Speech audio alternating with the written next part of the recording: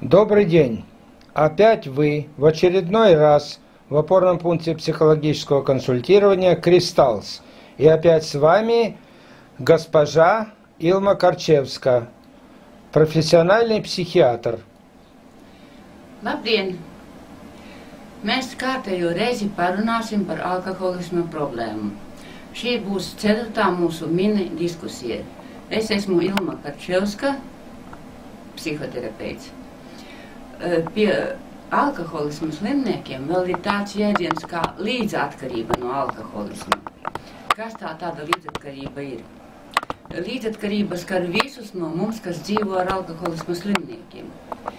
Viņš negrib pārsteigties. Tāda problēma ir.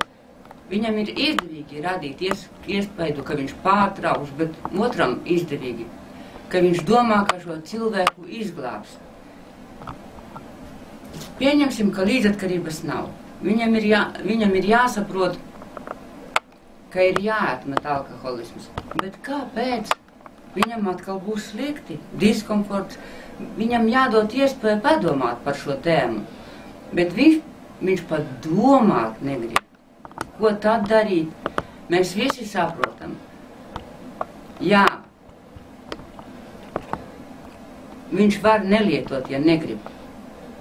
Taču tomēr turpina lietot alkoholu. Pats muļķīgākais ir, ko dara līdzatkarīgais cilvēks, kas dzīvo ar alkoholismu slimnieku, cenšas glābt šo cilvēku. Izņemot nepatikšanas, nekas cits nesanāks. Kļūst tikai sliktāk un sliktāk. Kāpēc?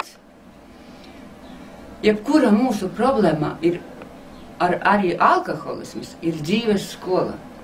Jo vairāk mēs cenšamies viņam palīdzēt, jo sliktāk būs gan viņam pašam, gan pašam palīgam. Te galvenais, ja mēs mīlam šo cilvēku un gribam palīdzēt, mums jādara viss, lai viņš pats nonāk līdz lēmumam izārstēties. Mēs nedrīkstam darīt neko, lai arī